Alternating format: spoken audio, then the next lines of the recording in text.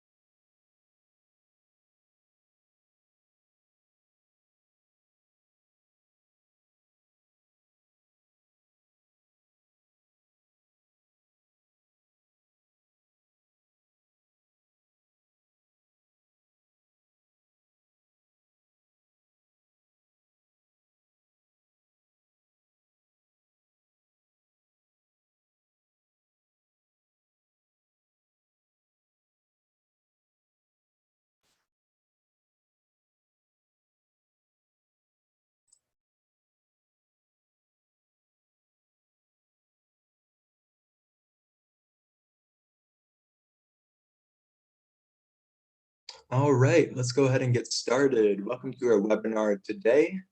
Our company is Statistical Solutions. My name is Justin D'Souza, and I'll be running the webinar this evening. Today, we are going to discuss selecting of statistical analyses made simple. I'm going to go through the entire presentation first, and if you have any questions, you can type those into the chat box or the question and answer box. My colleague Melissa will be answering questions during the webinar pertaining to the support that our company can provide. And then at the end of the session, I will do a question and answer session specific to the webinar for today. Let's go ahead and dive in. So we'll start with a brief overview of the services that our company provides. Then we will dive into the topic for today and discuss the appropriate analyses to run. And then I'll give a brief demonstration of selecting analyses in our company software, Intellectus Statistics, and we'll conclude with a summary. So our company Statistical Solutions provides assistance with every part of the dissertation. So if you are at topic development and you need help framing your research questions or your theoretical framework, if you're trying to identify a gap in the literature, we can assist with any part of the process. So we have literature review specialists, and we have quantitative and qualitative specialists at our company. So we assist with the proposal chapters, the introduction, literature review, and the methodology, both quantitative and qualitative, as well as the results chapter and the discussion chapter. We also help with uploading surveys onto SurveyMonkey or Qualtrics. We can help clean your data set once it's been extracted, and we can help present an APA write-up for those findings. And we also assist with journal publications. So maybe once you complete your dissertation, you'd like to condense your paper into a journal that can be submitted into a publication. Assist with that process as well. So if you have any questions, you can give us a call at 727-442-4290. We are going to send everyone a copy of the PowerPoint and the presentation itself. That should be sent over by tomorrow. So on this slide, I have a list of both the previous webinars we've done in the past, as well as upcoming webinars we will be doing in the future.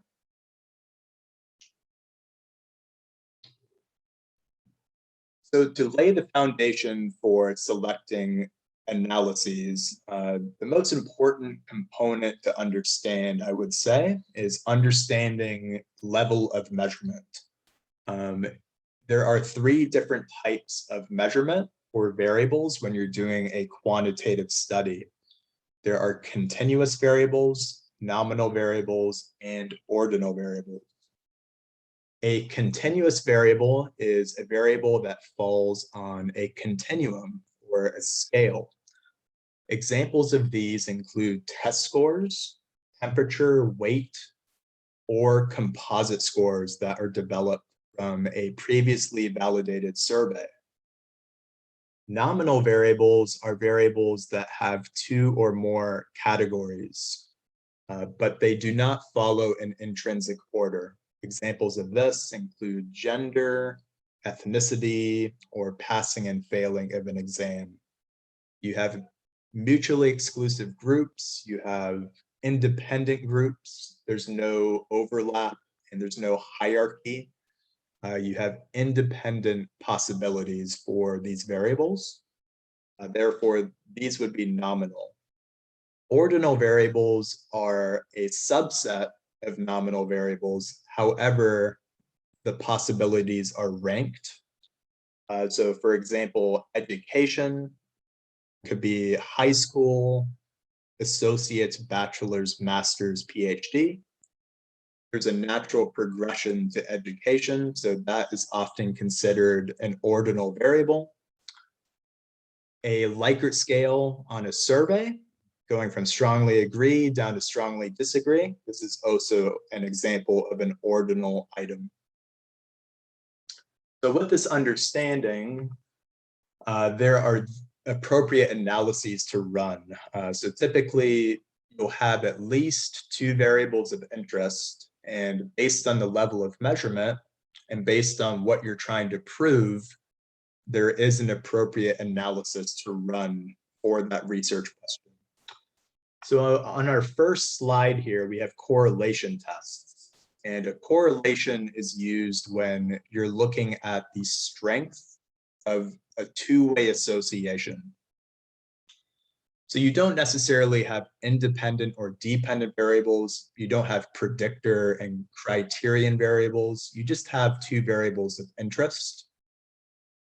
So in this example here, we can see that you could have a continuous variable along with another continuous variable.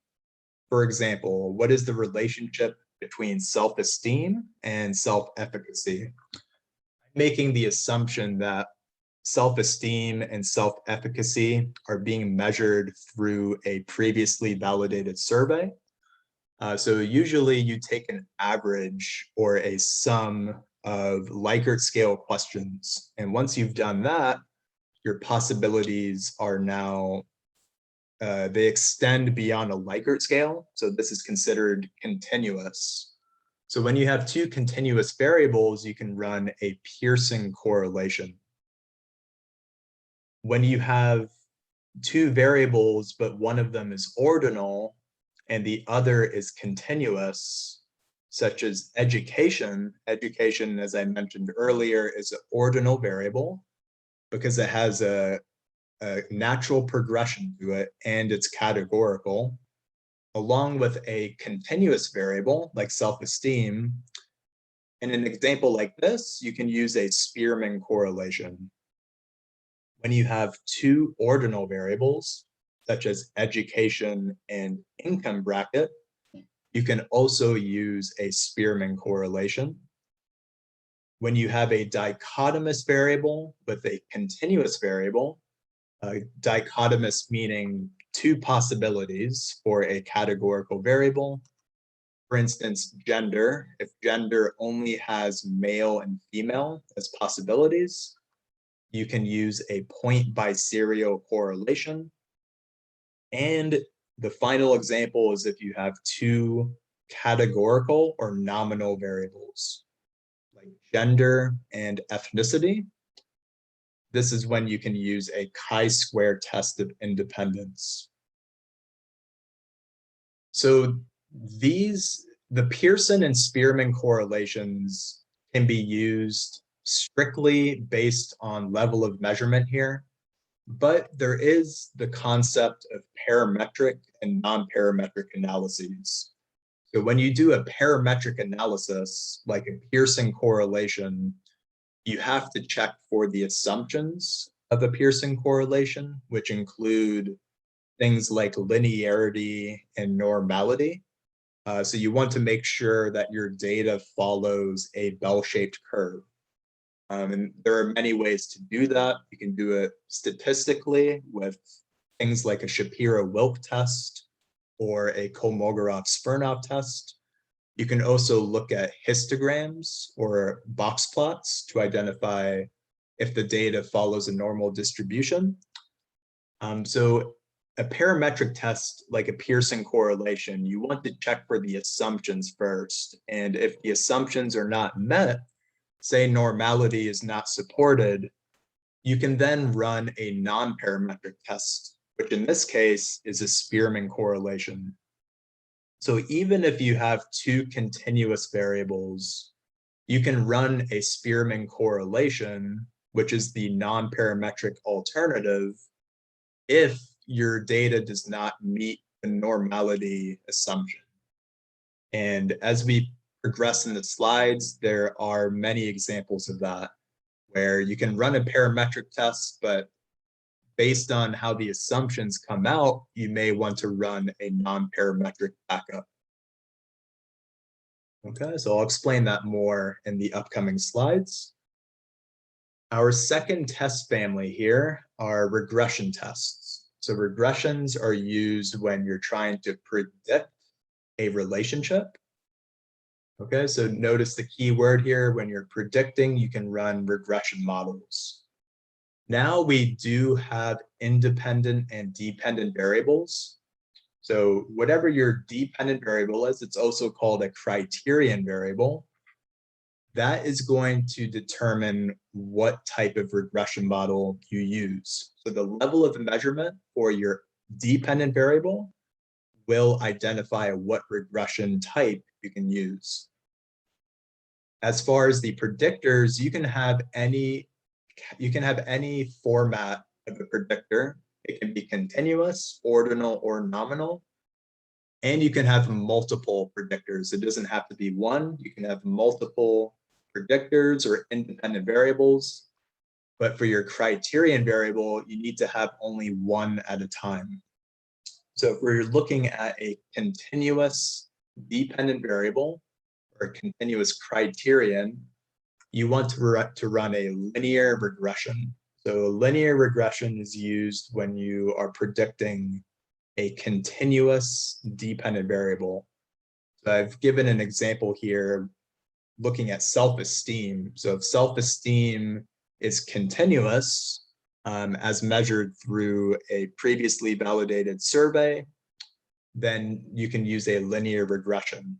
And say you added gender and race to this question as well, this linear regression just becomes a multiple linear regression. If you have a dichotomous outcome, such as passing and failing of an exam, then you run a binary logistic regression. Binary being the key word there, meaning it has two outcomes or two possibilities, passing and failing of an exam. Logistic in general means that your outcome is categorical in nature. So that's where it deviates from a linear regression. Linear needs continuous or scale variables. Logistic needs categories as your outcome. So taking that idea of a binary logistic regression and extending it to a multinomial logistic regression just means that instead of just two possibilities, you can have three or more possibilities for your outcome. So we are predicting ethnicity. Ethnicity can have multiple possibilities: white, black, Asian, Hispanic, other. So in this case, if you're trying to predict ethnicity, you can use a multinomial logistic regression.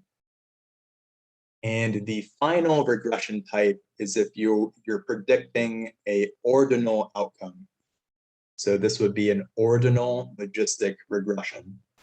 So if income bracket is your outcome, or education was your outcome, then you can use an ordinal logistic regression. So note that the first word for each of these logistic regressions, it gives you some information about how the dependent variable needs to be measured. The binary outcome leads to passing and failing of an exam. It's dichotomous. A multinomial logistic regression means you have multiple nominal possibilities. So ethnicity has more than three or more possibilities. And an ordinal logistic regression needs an ordinal dependent variable. So something like income bracket or education. So before, we've looked at testing significant relationships, significant predictive relationships. Now we're changing the examination to differences. So is there a significant difference between groups?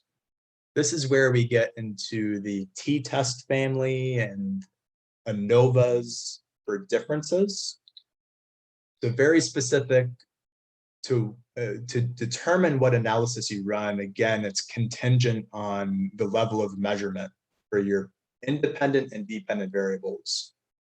So if you have a continuous dependent variable, like self-esteem, and you're testing for differences between two groups, like males and females, this is where you can run an independent sample t-test. If instead of just males and females, you add a third group and you have ethnicity as your independent variable, you can then run an analysis of variance, an ANOVA for short. If you're looking at multiple dependent variables at once, for instance, are there differences in self-esteem and self-efficacy based on ethnicity? This is where you can run a multivariate analysis of variance. So it's very similar to the previous one. It's just, instead of just self-esteem being examined, we're looking at self-esteem and self-efficacy. Now, if you have an ordinal outcome, such as education, and you're looking at differences between two groups, this is where you can run a Mann-Whitney U-test.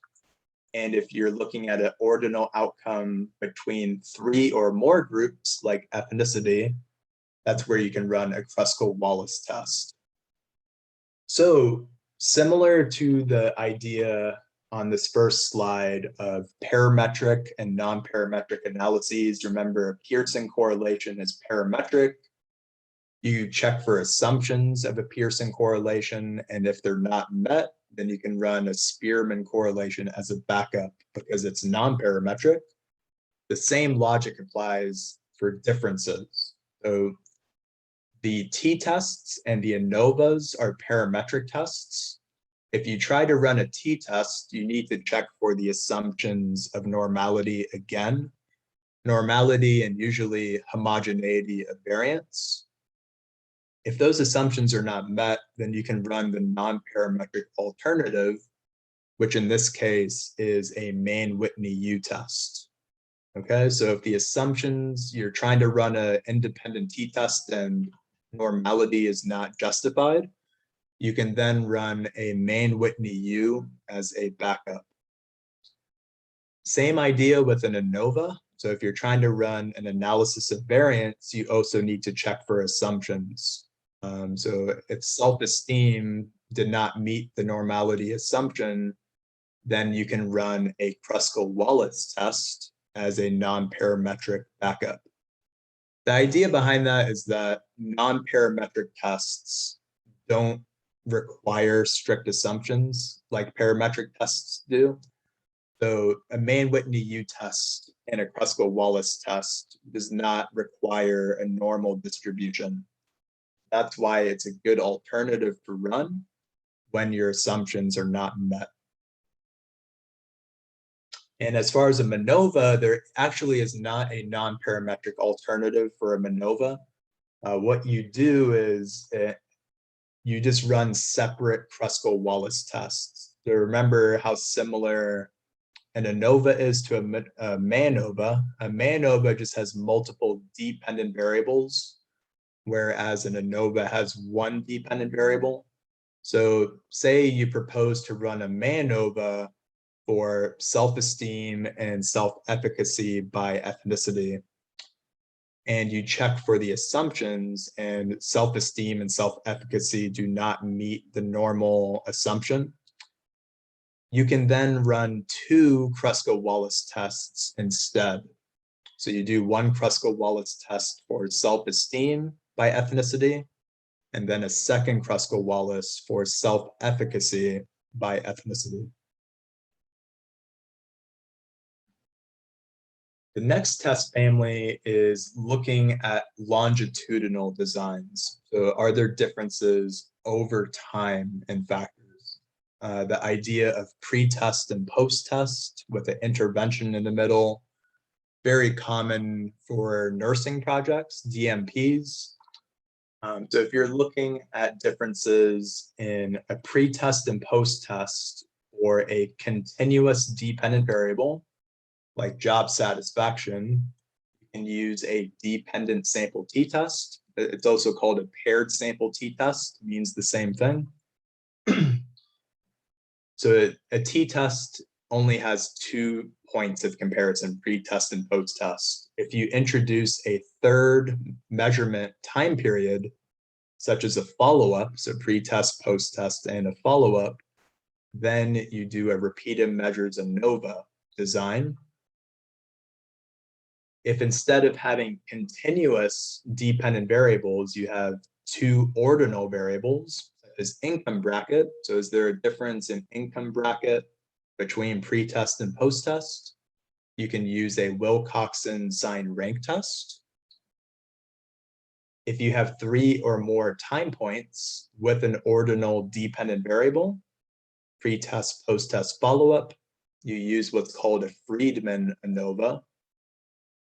And before I get to the final one here, the same logic here applies with parametric and non-parametric. So the parametric analyses here are a dependent sample t-test and a repeated measures ANOVA. If the assumptions are not supported for a dependent sample t-test, so if job satisfaction doesn't meet a normal distribution, you can run a Wilcoxon sign rank test as a backup.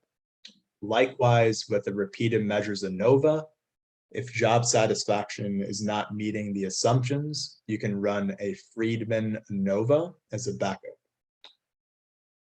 Maybe the most complicated, involved approach here, I don't want to say complicated, but the most involved approach here is a mixed model ANOVA. And this is used when you're doing true experimental designs. So you have people randomly assigned to treatment and control groups, and you're doing a pre-test intervention post-test.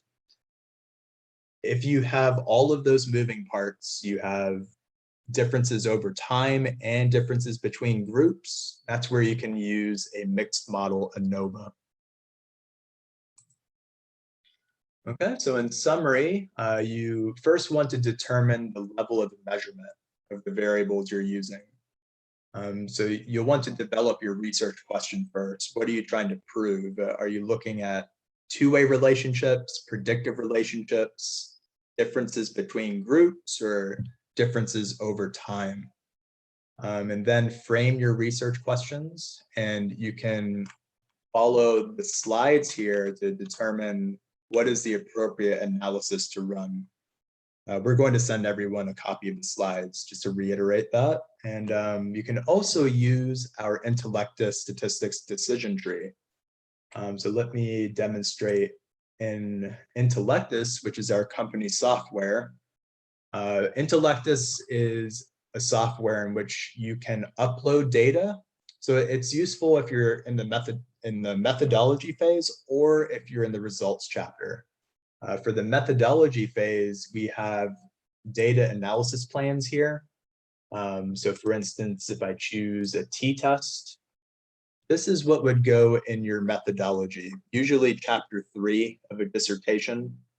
So you put your research questions, and for this example, an independent t-test that gives you a definition of when it's used, what assumptions you need to check, and it provides references at the bottom.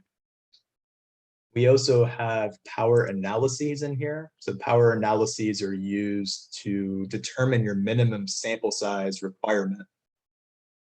So this is also something that goes in the methodology.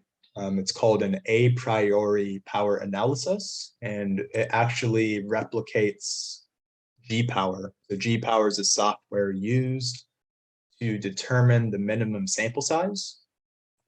So for example, we just looked at a t-test. If we do an independent sample t-test, based on your anticipated effect size, we provide 3 write-ups for sample size.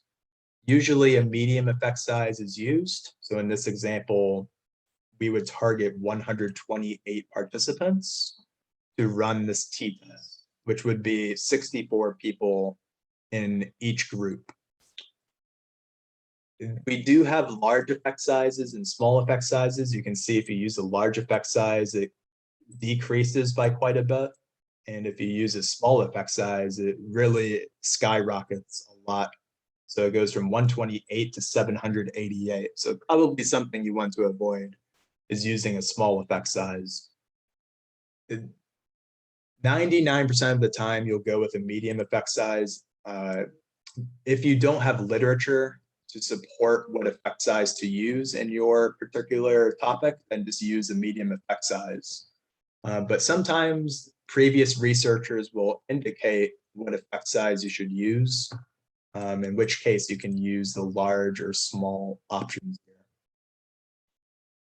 Our decision tree will help guide what analysis you need to select based on the level of measurement and what you're trying to prove. Okay, so for instance, say we're trying to predict an outcome. And you can see it starts the decision tree here. And our outcome is binary. Let's say it's nominal. Does it have 2 or more levels? No, it just has 2 levels. So it's going to go predict an outcome to a nominal dependent variable with specifically 2 levels, like passing and failing of an exam. And it guides you down to the analysis that is probably best to address that research question. In this case, a binary logistic regression. Okay, so this is also a useful tool. Say you're trying to explore for differences between groups. Do you have more than 1 dependent variable? Yes. Do you have any covariates? No. So you can see it's gone down the path in the tree, and it ends up at a MANOVA, a multivariate analysis of variance. So this is a useful tool as well. And so what I've showed you here is really just the methodology information, but we do also have data management functions in here. So you can edit your data once you've collected it. You can impute data, you can reverse code, you can identify outliers, you can create composite scores in the variable calculator. You can, once you've made edits, you can even download the data into Excel. We have several different plots that you can generate, and we have analyses that you can run down here. You can see I've already run some tests just for example. It gives an APA write-up of all the findings. So put the tables and the statistics in APA format, and it will provide interpretations automatically. Okay, so for example, if we do a t-test here,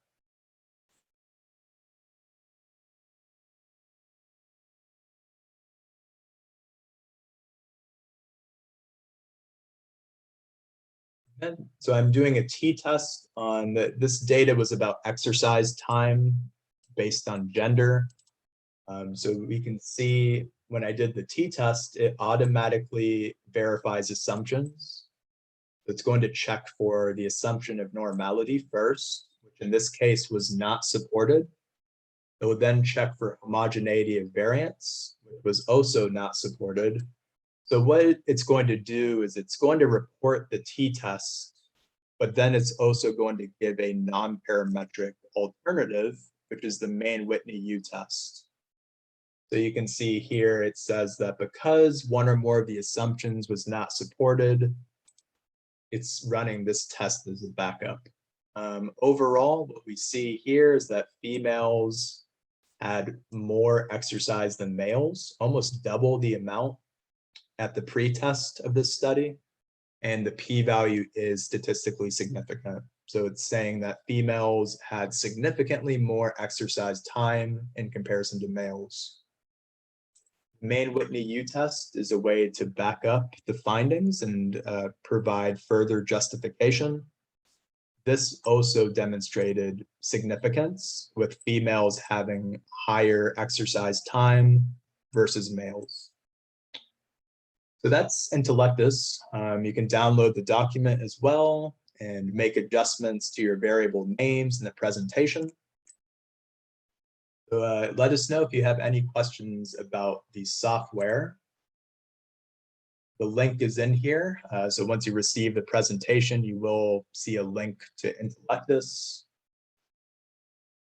So I'll now open the webinar to questions, if you have any. We'll take a look at the chat box.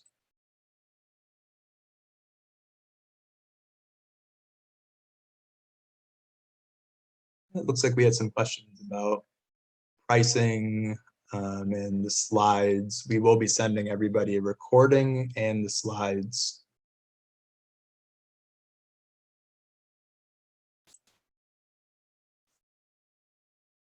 Okay, so we have a question. Okay, procurement, sustainability, and public institution in Ghana. A case on selected senior high schools in Ghana. What test are you supposed to use? I would need to know more information there. So right there, I need to know if you're trying to predict, if you're trying to see if there's a difference over time, what is the level of measurement of your variables of interest. So that comes back to the slide here. So you need to develop your research question first. What are you trying to prove? Now, are you looking at two-way relationships, predictive relationships, differences by groups, or over time? And then you can pinpoint what analysis you need to use. We have a question. So what about correlation for multiple continuous, summed Likert scales, and a few nominal variables? So you can't really run correlations between continuous and nominal variables. You could consider doing regressions instead. Okay, so you would need to identify what is your predictor and what's your outcome. And based on that answer, you're going to use a specific regression model. So if you're using your multiple continuous variables as your outcome, then you can use a linear regression for each of those continuous dependent variables. Or if you're using a nominal variable as your outcome, most likely you can use a multinomial logistic regression or a binary logistic regression.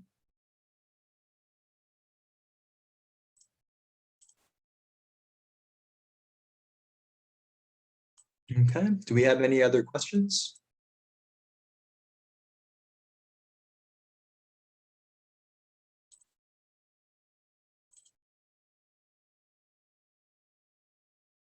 We had a question about how do you cite the software? So once you download the document right here, this is what it looks like in Microsoft Word. And as you scroll to the bottom, we have a reference list and we have the citation and the reference right here listed. And we also have a glossary of all the terms that were used in the chapter.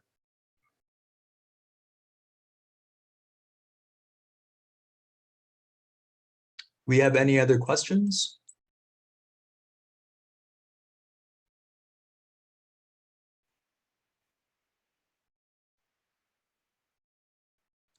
We have a question from Graham.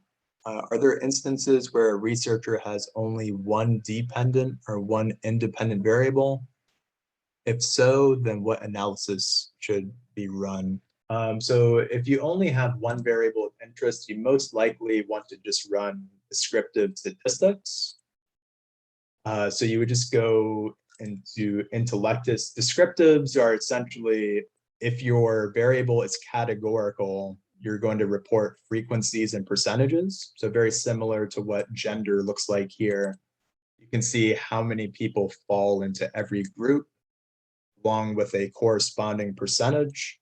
If you have a continuous variable, such as exercise time, where it's numeric and a specific value, you report mean, standard deviation, n is the sample size, min, max, skewness, and kurtosis. So it depends. The descriptive statistics is going to be different based on the level of measurement. Nominal or ordinal, you do frequencies and percentages. If it's continuous, then you do mean, standard deviation, min, max, and so forth. Does that make sense?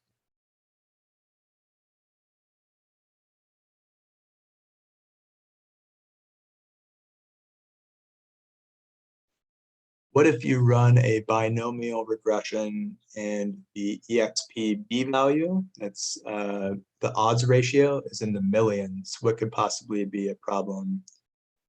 It could be your sample size.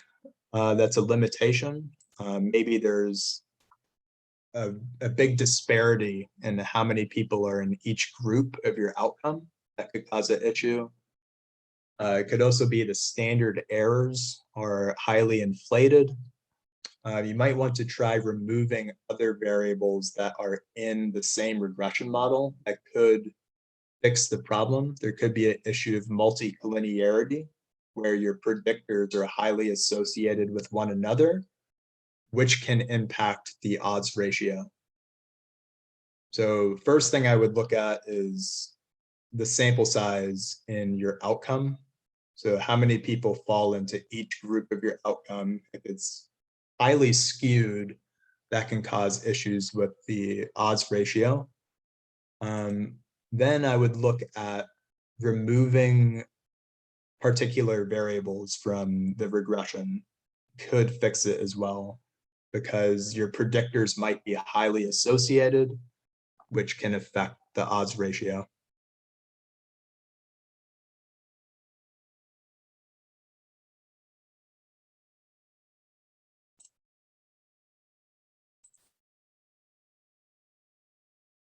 Okay, I'll put the link to the software in the chat box, Graham, so you can take a look at it. The software is for sale.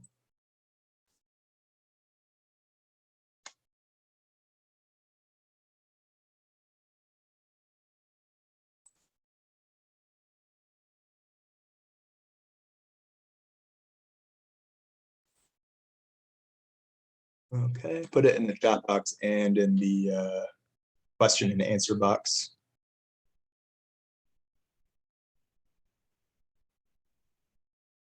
How do you know if your research questions are quantitative or qualitative? I'll start with qualitative first. So qualitative research questions are generally open-ended. So they require conducting an interview. So you're not going to get just yes or no responses. You're not going to obtain numeric values. Qualitative is usually open-ended responses, which require an interview. So you're trying to uncover in-depth perceptions of your sample, whereas quantitative usually has hypotheses. You have something in mind that you're trying to prove, and your variables are numerically measurable. So if everything is numerically measurable and you can run statistics on them, and you have hypotheses in which you're anticipating what's going to happen, that's usually when you do a quantitative study.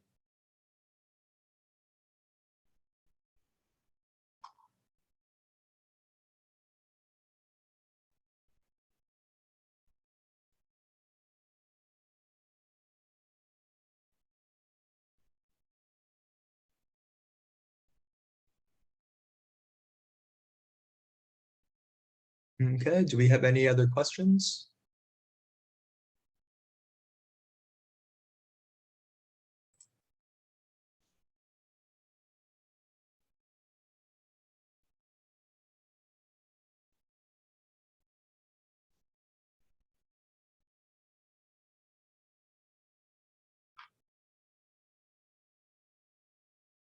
Absolutely, thanks for joining.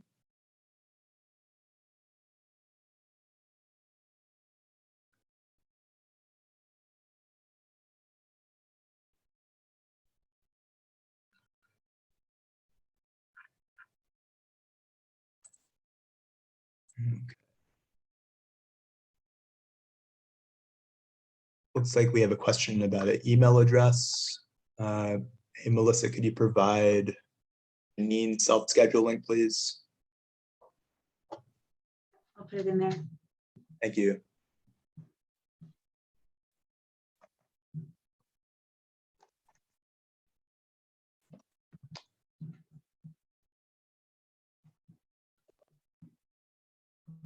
The next webinar, we do 8 webinars a month. So some topics are focused on qualitative studies, some are on quant, some are in entire chapters. This one was more focused on a particular part of the chapter 3, selecting of analyses. The next one, I believe, let me see if I can actually go to the link in the PowerPoint. So right here, you'll see upcoming webinars. So you can see what's on the horizon here. We have one tomorrow. My colleague Tom will be discussing the literature review. Then in a couple weeks, we'll be doing an introduction webinar. And then I'll be doing this one next. So in a couple weeks, 2 Wednesdays from now, developing research questions and hypotheses, which has a lot of overlap with the webinar today.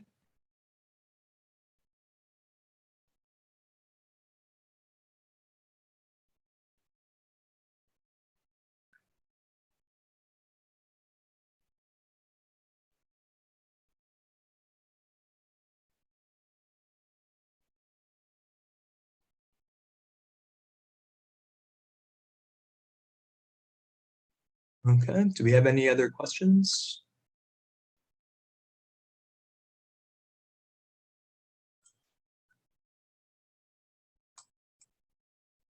You're welcome. Thanks for joining.